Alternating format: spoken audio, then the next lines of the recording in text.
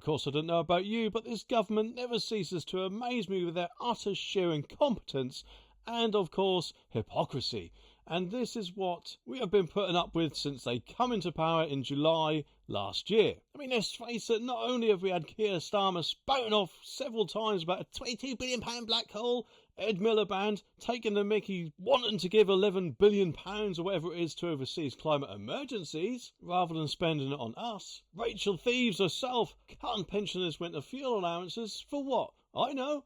It could have something to do with this, but what am I going on about? Well, according to this, the article says fury, and you'll understand why in a minute, as MPs get, wait for this, a £2,558 pay rise as Rachel Reeves brings in brutal spending cuts. So she's not finished, but yeah, of course, they get their own little pay rise bumper pay packet in what is probably known as a virtual middle finger to all of us. Well, thank you very much. Read between the lines, Starmer. But anyway, Rachel Reeves is about to announce loads of spending cuts and slash thousands of jobs, according to this.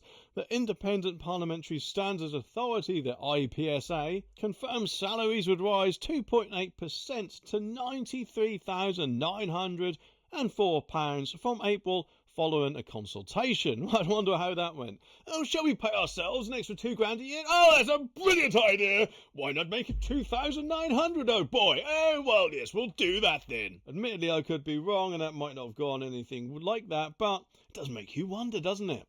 It comes as the Chancellor is expected to axe thousands of civil service jobs. Well, let's face it, a lot of them is about as use as a fart in a lift, so I don't think we'll be missing them much. Apparently this is going to come in Wednesday's spring statement, telling Sky News on Sunday that she was confident numbers would be reduced by 10,000. And let's face it, the civil service probably are on a healthy whack themselves, so it does make me wonder, will this now mean, and I know I may be clutching at straws here, but will this now mean that the old age pensioners get their winter fuel allowance back? Because let's face it, even if it is not the full amount that they had before, they could surely at least have a little something, surely, if she's now going to be axing all these jobs. Apparently this come days after Work and Pension Secretary Liz Kendall announced plans to make it harder to claim personal independence payments, which are expected to hit the disabled and long-term sick.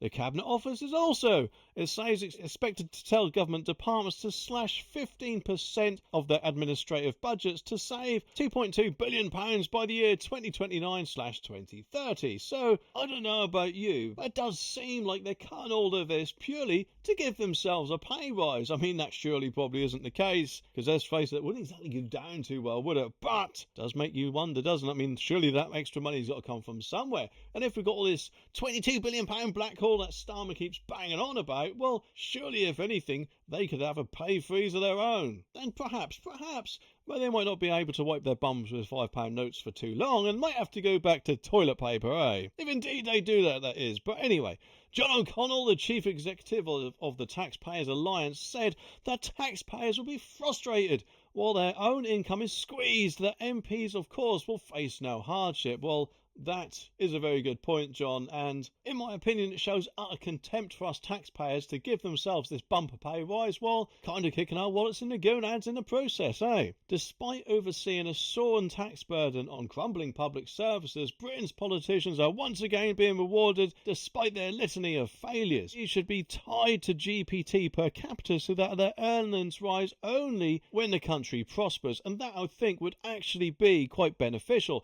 not only for us, because hopefully it would mean they wouldn't have to put up taxes so much, but also that would mean that the MPs would have to do their job a lot more better, presumably to get pay rises in future, and thereby of course giving themselves a kick up the bottom. The leader of the biggest civil service union said that any cuts will hit frontline services after years of underfunding. And Public and Commercial Services Union General Secretary Fran Heathcote, I hope I pronounced that right, said the impact of making cuts will not only disadvantage our members, but the public we serve and the services they rely on. We've heard this before under Gordon Brown, when cuts were made more to backroom staff, and the consequences of that was chaos. Well, I think if anything, the consequences of Gordon Brown was more than likely chaos and may have been the reason for that, rather than any cuts that he made to backroom staff. But anyway, the FDA General Secretary Dave Peachman told ITV, we are talking about something that's close to 10% of the entire salary bill of the civil service over the next 3 to 4 years. And the civil service is about 500,000 staff, So that would be up to 50,000 staff who would go. Well, to be honest with you, how often have we heard from loads of people that there is just too many people working in the civil service? Quite worryingly though, Sir Keir Starmer himself also hinted that police forces will also face cuts, although he said neighbourhood policing would be protected. At the end of the day, I think it is a very bad idea to cut police presence on the streets. Often comes as a deterrent to would-be thieves, doesn't it, and people like that. And let's face it, the more police that you cut, the less will be able to respond to genuine emergencies. So that, Keir Starmer, is a very, very bad idea. Kind of like, let's face it, the Labour Party themselves. But who knows? After 2029, when the next general election happens, we might not have to put up with Labour for too much longer. And the sooner that happens, the better.